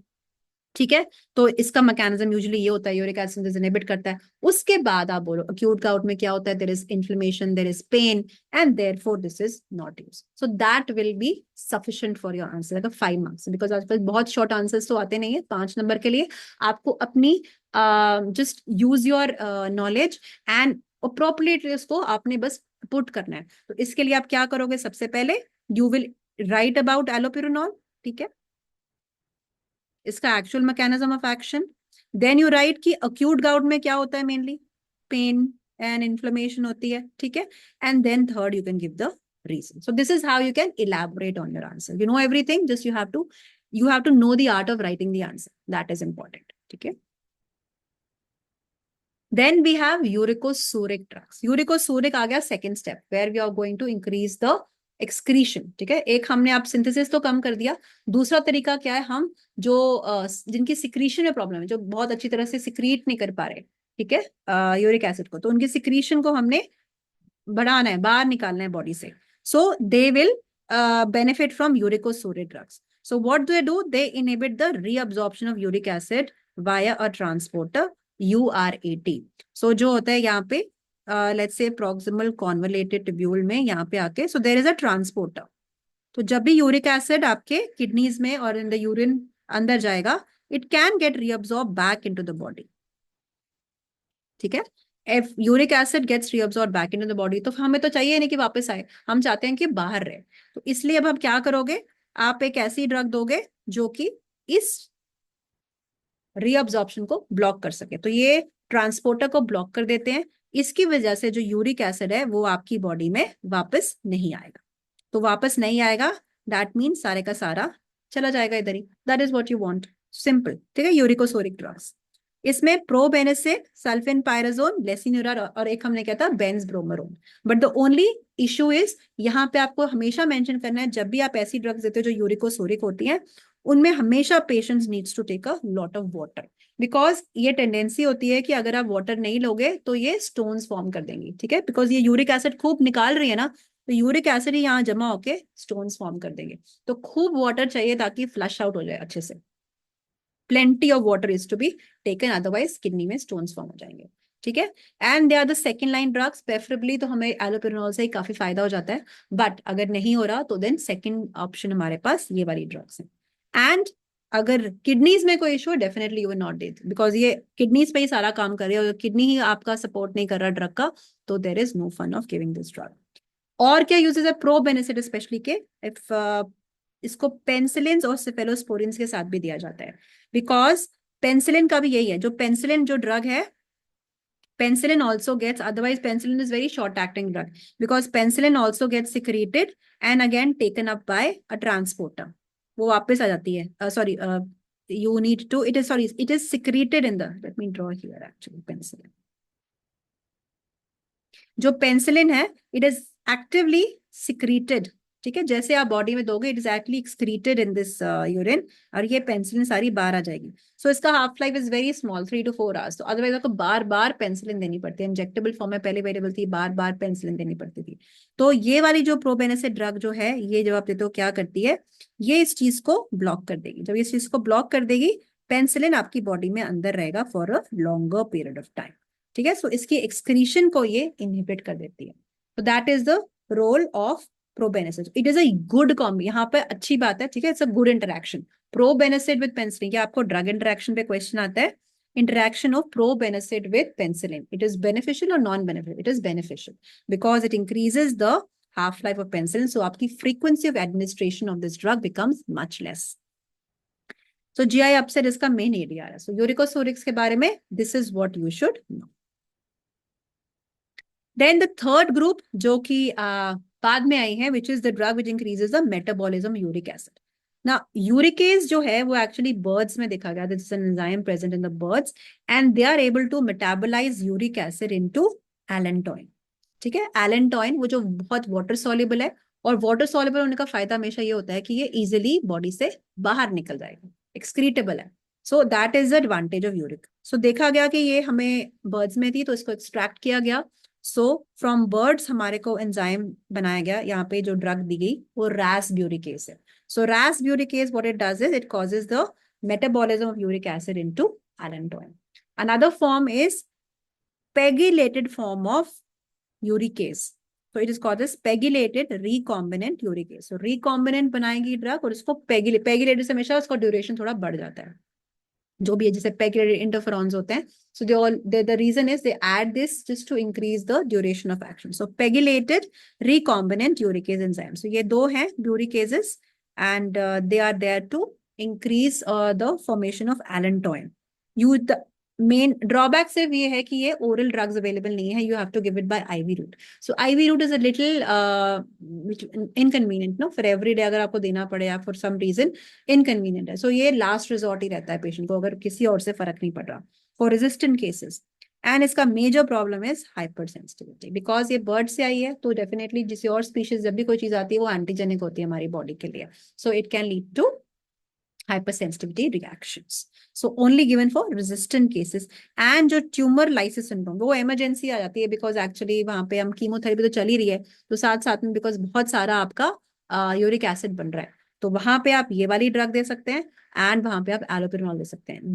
These are faster acting because ये इमीडिएटली यूरिक एसिड को मेटाबोलाइज। अगर आपसे पूछा जाए which is the fastest acting drug इनमें से, this is this drug which is increasing the metabolism, because ये जो भी यूरिक एसिड बॉडी में प्रेजेंट है उसको फटाफट मेटाबोलाइज कर देगी। एलोपेरिनॉल तो सिंथेसिस आराम आराम से रोक रही है उसको, ठीक है, पर जो ऑलरेडी प्रेजेंट है उस पर तो कोई काम नहीं कर सकती, तो उस पर मेनली जो काम फास्टेस्ट करते हैं वो मेटाबॉलिज्म वाले हैं, तो they are the fastest acting drugs, ठीक है, दैट इज दिस।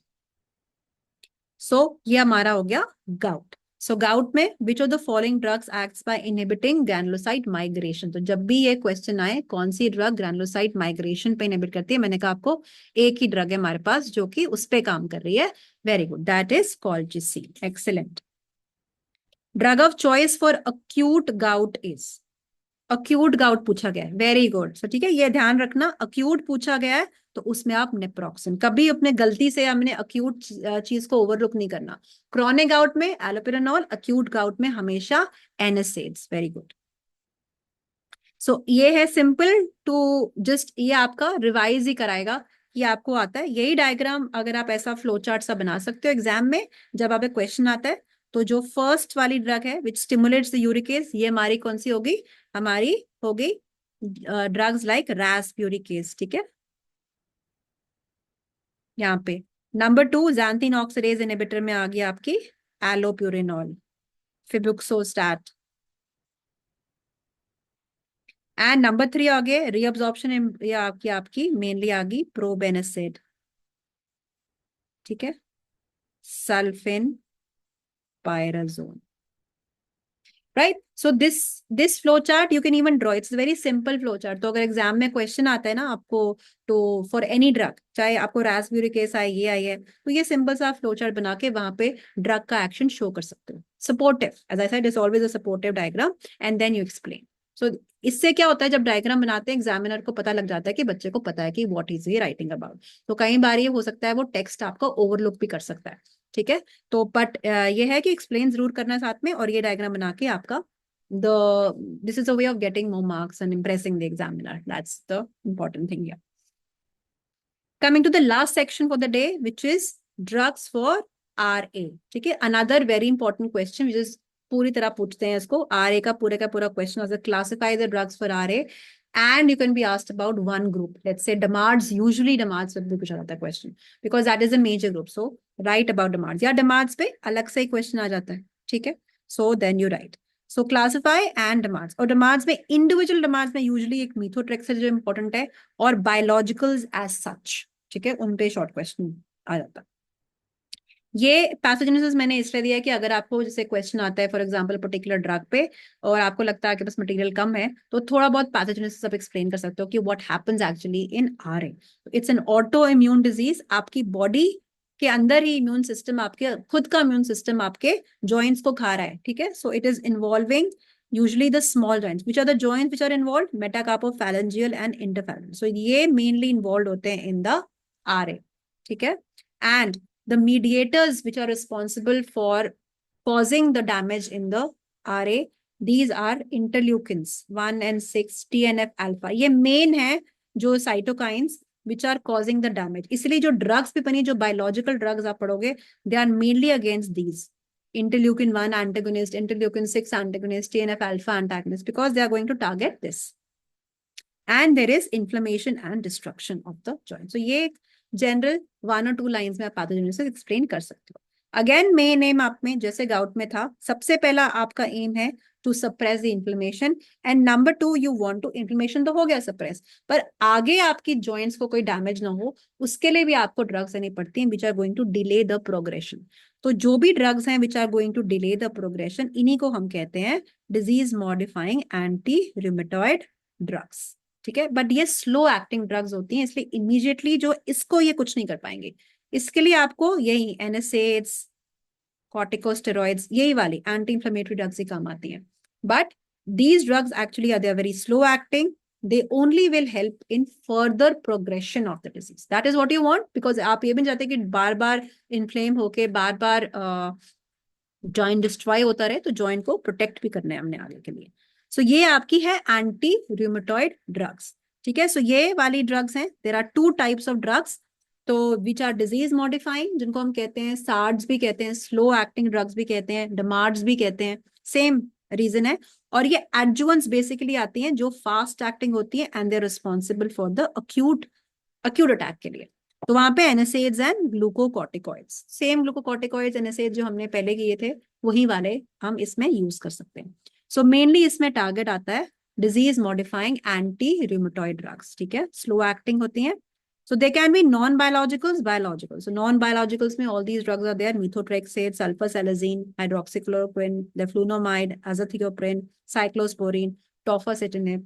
और ये biologicals, तो हमने कहा था कि biologicals मेनली या TNF alpha को इनहिबिट करेंगे, या ये इंटरल्यूकिन 6 या 1 की तरह होंगे, तो ये सारे हम आगे करते हैं। सो मोस्टली ऐसे biologicals ही हमारे पास काम आते हैं। सो मीथोट्रेक्सेट, अगर इस पे शॉर्ट क्वेश्चन आता है, मीथोट्रेक्सेट आप आगे एंटी कैंसर में पढ़ोगे, ठीक है। मीथोट्रेक्सेट यहाँ पे आपने पढ़ लिया, तो आप दोनों चीजें कंबाइन करके अपना आंसर लिख सकते हो, बिकॉज अब तो वहां पूछा नहीं ना कि ओनली फॉर आर ए, अगर ओनली फॉर आर ए पूछा हो तो यही लिखोगे। अगर methotrexate as a whole question है, then you write this also, then you write anti cancer वाला, उसके पॉइंट्स भी यहाँ पे लिख के जब आप एंटी कैंसर करेंगे तो then you make that answer. Methotrexate mechanism, इसका जो इस यहाँ पे mechanism basically for RA, this is this one and this one. This mechanism usually हम anti cancer में पढ़ते हैं, ठीक है? It increases the level of adenosine. Adenosine is a very very powerful anti-inflammatory. So इसलिए ये adenosine levels को increase करता है. This is one of the major ways by which it is helpful in RA because adenosine level को increase करता है. MCQ question आता है, which is the drug used in RA which works by increasing the level of adenosine? It is methotrexate. And then it will also inhibit the cytokines and other cells जो responsible for inflammation and immunological disease. But ये एक specific है जो चीज जिसको वो really increase करता है, तो adenosine जरूर लिखना है इसके आंसर में. Then it also helps in inhibiting dihydrofolate reductase, which inhibits the conversion of folic acid tetrahydrofolic acid. ठीक है, तो अपने हम पहले पढ़ते थे ना, वहां पे हमने किया हुआ है पाबा changes to dihydrofolic acid and then it changes to tetrahydrofolic acid. So dihydrofolate reductase यहाँ पे काम आता है. So ये वाला स्टेप जो है ये methotrexate inhibit करता है. And for use as a drug for rheumatoid arthritis, the dose is very low as compared to the anti-cancer. इतनी लो, कितनी लो है? 7.5, उसको डबल कर दो 15, 7.5 to 15 milligrams once a week. ठीक है, it is very very anti-cancer dose is very high. तो what is the difference? Same dose में हम नहीं यूज करते, हम लो डोज में यूज करते हैं for this and high dose में यूज करते हैं as an anti-cancer drug. ADRs similar रहते हैं, it is very it damages the liver. और ये सारे जो एंटी कैंसर साइड इफेक्ट्स हैं वो आप यहाँ पे भी लिख सकते हो. जितने भी आपने general anti cancer side effects याद करोगे, नोजिया है, डायरिया है, बोन मैरो सप्रेशन है, ठीक है, म्यूकोसाइटिस है, म्यूकोजल अल्सर्स है, वो सारे एंटी कैंसर में कॉमन होते हैं कुछ, तो वो सारे आप इसके साथ भी एडवर्स इफेक्ट्स लिख सकते हो. देन अगर टॉक्सिटी होती है, देन इसका जो एंटीडोट है, is called as an antidote for the overdose, that is leucovorin. ठीक है, ल्यूकोवरिन विद नहीं है, एक्चुअली ल्यूकोवरिन और, तो ये दोनों है. ल्यूकोवरिन कहते हैं, फोलिनिक एसिड कहते हैं, या इसको citrovorum factor. This is the same thing. ठीक है, folinic acid, leucovorin, citrovorum factor. Specially यहाँ पे जो है कि टेट्राहाइड्रोफोलिक एसिड नहीं बन रहा, ठीक है, तो आपको टेट्राहाइड्रोफोलिक एसिड बाहर से ही देना पड़ रहा है, तो जो उसका फॉर्म है वो है folinic acid. That is how you can take care of the toxicity. Folic acid नहीं देना. क्यों नहीं देना? Folic acid is an inactive form. It needs conversion into this form. तो उसको ये स्टेप से पास करना होगा, तो ये स्टेप पास नहीं कर पाएगा because DHFR is blocked. So इसलिए आपको ऑलरेडी एक्टिव फॉर्म देना है which is folinic acid. याद रखना, फोलिक एसिड नहीं देते, फोलिनिक एसिड देते हैं. अगर आपको कोई एग्जामिनर पूछे कि why folic acid is not given, because folic acid is the inactive form, folinic acid is the active form. है सेम चीज पर वो एक्टिव और इनएक्टिव ने, तो जो इनएक्टिव फॉर्म को इस स्टेप से पास करना पड़ेगा to get converted into the active form, and that is not available here because the enzyme is blocked. So you give a already active form which is the folinic acid. तो folinic acid की और भी नाम है, ल्यूकोवोरिन, सिट्रोवोरम factor, इसको same ही चीज है, इसको कहते हैं सिट्रोवोरम factor rescue, folinic acid rescue. तो इसके साथ आप ये शुरू कर देते हो इन दीज पेशेंट्स. और ड्रग्स, ये मैंने एक ही स्लाइड में सारी ड्रग्स ऐड कर दी हैं, तो रिवाइज करने के टाइम पे आपको इजी रहेगा. एक सिर्फ सल्फासाइलिन थोड़ा सा एक्सप्लेन इसलिए किया है कि इसकी दो फॉर्म्स हैं, तो आपको ये पता होना चाहिए कि कौन सा फॉर्म यूज होता है. ठीक है, सो सल्फासाइलिन बॉडी में मेटाबोलाइज होता है into sulfapyridine and 5 amino salicylic acid. तो this is when you do the GIT chapter, उसमें ये अल्सरेटिव कोलाइटिस में यूज होता है, जो हमें बिकॉज ये वाला जो पोर्शन है ये एब्जॉर्ब नहीं होता, it doesn't come into the systemic circulation, तो ये बॉडी उसमें इंटेस्टाइन में रहेगा. तो अल्सरेटिव कोलाइटिस भी इंटेस्टाइन में ही होता है ना, तो वहीं पे ये टारगेट करता है. ये जो चीज है सल्फा पायरिडीन, ये बॉडी में एब्जॉर्ब हो जाती है, तो when it gets absorb into the systemic circulation then it goes to manage the patient of RA. ठीक है, so how it does it, it decreases the free radical generation, inflammatory cells को decrease करती है. So ये use होती है और ये अल्सरेटिव कोलाइटिस में यूज होती है. तो रिमेंबर क्यों, और ये रीजन बताना चाहिए क्यों वो वहां पे यूज होती है, क्यों वो वहां पे यूज होती है, बिकॉज ये एब्जॉर्ब नहीं होती, तो ये लोकली एक्ट करती है ऑन द इंटेस्टाइन. ये पोर्शन एब्जॉर्ब हो जाता है सल्फा पायरिडीन का, and therefore it can be used for systemic effects as well. Can cause GI disturbance and haemolysis G6PD में, इसलिए इसको हम ऐसे पेशेंट्स में we prefer either we use a low dose और we don't use them. Bone marrow suppression. So all this can be a part of or the side effects of sulfasalazine. Then these are the other drugs which you don't need a major detail of this. But if you're asked about MRs, of course, you will have to write something about non-biologicals. So one or two lines of each I mentioned here, which should be sufficient. So azathioprine, okay, it's a pro drug, converts into 6. It also will go and suppress, because ये क्या होते हैं basically, these are immunosuppressants only. हम immunosuppressants आ गया anti cancer के साथ पढ़ते हैं, इम्यूनोसप्रेसेंट ड्रग्स होती हैं, they will suppress the CMI और cell mediated immunity and the T and B cell functions. Cyclophosphamide alkylating agent, again ये एंटी कैंसर में पढ़ते हैं. लेफ्लुनोमाइड, इसका एक टिपिकल जो इसका मैकेनिज्म है ये वाला, inhibits by inhibiting the enzyme dihydroorotate dehydrogenase, ये इसका एक डिफरेंट मैकेनिज्म है. सो इसीलिए इसको लिखा है. सो दिस इज एन एंजाइम जो आप और कहीं पर नहीं पढ़ोगे. So dihydroorotate dehydrogenase. Hydroxychloroquine, chloroquine हम पढ़ते हैं एंटी मलेरियल्स में. तो hydroxychloroquine which is actually a less toxic form of chloroquine, it is used for this cases. ठीक है. बट प्रॉब्लम क्या थी, क्लोरोक्विन जो है इन मलेरिया आप थोड़े टाइम के लिए यूज करते हो, ठीक है, फॉर फ्यू डेज, तो उसमें तो शायद इशू नहीं आएगा. But if you're using hydroxychloroquine for a long period of time, 1 year, 2 years, 3, 4, 5 years, because RA treatment usually works for a longer period of time. तो उन केसेस में जो प्रॉब्लम आती है बेसिकली आई में, there is retinal damage. This is a side effect which is usually seen on long term use, and long term use usually हम इसी में करते हैं इस केस में, not in malaria. So retinal damage, और ये बड़ा टिपिकल साइड इफेक्ट है बुल्स आई मैक्युलोपैथी. तो ये MCQ क्वेश्चन भी हो सकता है. Bull's eye maculopathy is seen with which drug, but otherwise also it causes retinal damage and bull's eye maculopathy. So ये सारी points for the non-biologicals. More than enough. तो आपको methotrexate थोड़ा एक्सप्लेन करना है, सल्फासालाजिन मैंने एक्सप्लेन कर दिया थोड़ा सा, और बाकी ड्रग्स के बारे में इतना ही लिखोगे इन्फॉर्मेशन बहुत होएगा.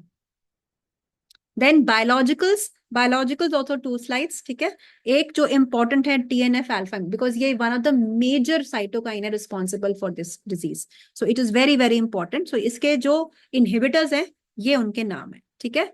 ईटानरसेप्ट, इन्फ्लिक्सीमैब, अडालीमुमैब, गोलीमुमैब, सेटोलिजुमैब.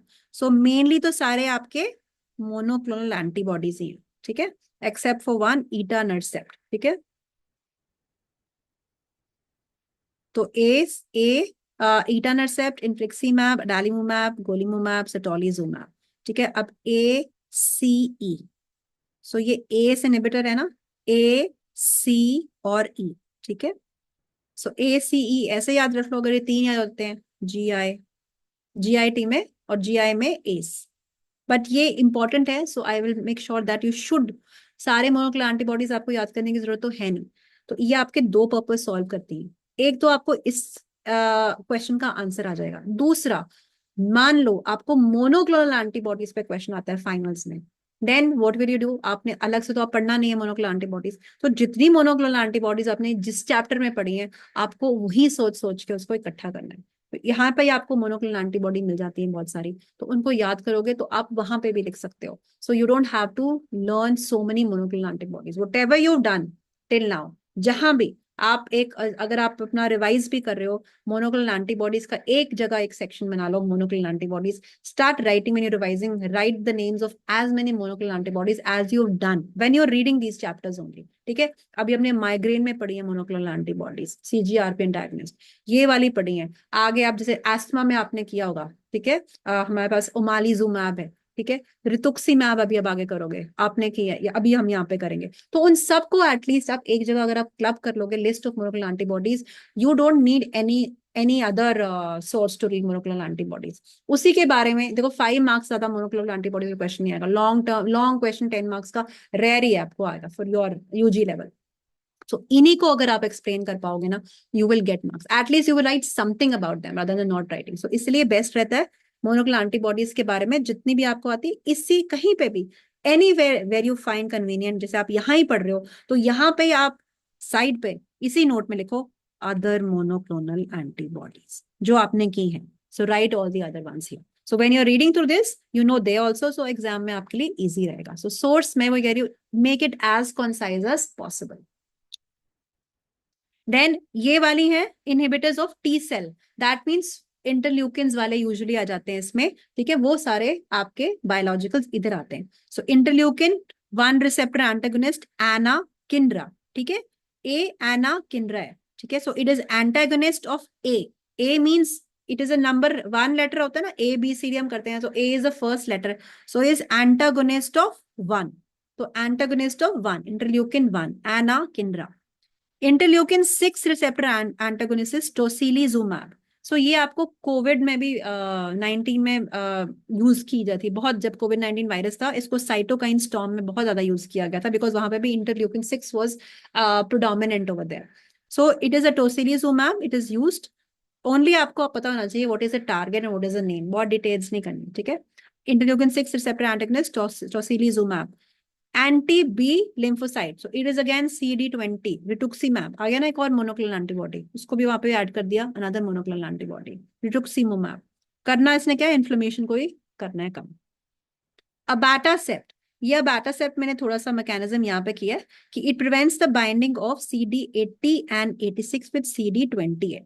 सो नॉर्मली जब भी कोई इंटरेक्शन होता है एंटीजन प्रेजेंटिंग सेल्स और टी सेल एक्टिवेशन के लिए इन दोनों के आपस में इंटरेक्शन होना जरूरी है। तो इंटरेक्शन दो तरीके से होता है, तो अगर ये वाला जो ये अपना हाथ बढ़ाता है CD80 86, और ये भी अपना हाथ बढ़ाता है CD28, जब तक दोनों हाथ नहीं मिलाएंगे आपस में इंटरेक्शन नहीं होगी। तो ये अबाटासेप्ट क्या करता है, ये इनको हाथ मिलाने ही नहीं देता, ठीक है। तो CD80 और 86 एंटीजन प्रेजेंटिंग सेल का हाथ है, CD28 टी सेल का हाथ है, इधर से हाथ आ रहा है, इधर से हाथ आ रहा है, जब तक ये आपस में मिलेंगे नहीं तो टी सेल एक्टिवेट नहीं होगा, खुश नहीं होगा और अपना काम नहीं करेगा इन्फ्लेमेशन वाला, ठीक है। तो ये हाथ मिलाने के लिए आप इसको रोक दो कहीं से, ठीक है, ये आप रोक दो, रोकने का काम करता है अबाटासेप्ट, ठीक है। इसने अबाटासेप्ट ने क्या कर दिया, इसने हाथ मिलाने को रोक दिया, तो ये आपस में इंटरेक्शन नहीं हो, so it is prevents the binding of CD80 86 to CD28, simple funda, no activation of T cell. It is given for a variety of conditions. So one of the condition is rheumatoid arthritis. And एक Jack inhibitor है, Jack start pathway हमने किया था ना dynamics में, तो जो Jack receptors होते हैं, यूजुअली जो उनके रिसेप्टर्स होते हैं उन हमेशा उनकी स्पेलिंग ना निब पे खत्म होती है, ठीक है। सो जो भी निब वाली ड्रग्स होती हैं वो यूजुअली जैक इनहिबिटर्स होते हैं। सो टोफासिटिनिब, एक ड्रग याद कर लो टोफासिटिनिब, दैट इज इनफ। सो ये आपके बायोलॉजिकल्स हो गए, ठीक है। बायोलॉजिकल्स में याद रखो दो ही मेन टारगेट्स हैं, TNF अल्फा, इंटरल्यूकिन्स, इंटरल्यूकिन 1 है, इंटरल्यूकिन 6 है। तो TNF अल्फा के वो जितने भी थी एस इन द GI, ठीक है, एस इन द GI, और ये वाले आगे आपके बाकी इंटरल्यूकिन 1 हो गया, इंटरल्यूकिन 6 हो गया, रिटुक्सीमैब हो गया, अबाटासेप्ट हो गया, जैक इनहिबिटर्स हो गए, ये आपके आगे biologicals. So this is your complete question on RA. Beyond this, I don't think so. For final revision, you need anything more than this. This is more than sufficient for you. ठीक है? So ये बस last में थोड़े से MCQs है. Which of the following drugs works by increasing adenosine extracellular? ये मैंने कहा था ना कि एडिनोसिन पे कई बार ये MCQ आया, इसलिए मैंने इसको स्पेसिफिक लिखा है। एडिनोसिन जरूर करना कि कौन सा ड्रग है जो एडिनोसिन, इसका यूनिक मैकेनिज्म है जो और कोई नहीं करता, ठीक है। कौन करता है? Very good, it is methotrexate. Dose limiting side effect of colchicine is very good, diarrhoea, ठीक है, because it increases the gut motility, ठीक है। देन लास्ट में हो गया etanercept use in RA works by the following mechanism. So etanercept क्या करता है? Very good, it is TNF alpha blocker, ठीक है जी। सो और भी है बस, I think this is this. So with this we finish with the 3 important topics, और ये तीनों इंपॉर्टेंट टॉपिक्स इसलिए जरूरी है बिकॉज ये खुद से या तो long, they are not a part of any topic और एनी थिंग्स, बट ये खुद से क्वेश्चन आ जाते हैं। सो मैकेनिज्म, जैसे माइग्रेन हो गया, गाउट हो गया, RA हो गया, they are a question in itself. So basically this is your question answer ready for you for the question that you need to answer. If you do these slides thoroughly, you don't need any other book to read this, ठीक है। So that I can guarantee. इसके अलावा आपको कुछ नहीं आएगा इसके अलावा। So इसी में से क्वेश्चन आएंगे, you should be able to explain and you should be able to write. छोटा आएगा, बड़ा आएगा, इसी में से निकाल के आप लिख सकते हो। All right everyone, ठीक है। So it was a shorter lecture, तो आज हमने कर लिया। All the best and happy Dasera everyone. So enjoy yourself and study hard. To see you on Monday. We have finished this autocoids also. From Monday, we are going to start with the endocrinology. So I'm going to take the class on Monday. Welcome, Jaskaran. Monday, हमारा thyroid, parathyroid. I will take on Monday, and Dr. Meenakshi will take on Tuesday. So thyroid, parathyroid, corticosteroids. I will do that on Monday. So that they're also short. Happy Dussehra, yes, ma'am. ठीक है? चलो. All right. See you. Enjoy yourself. Take care. Bye.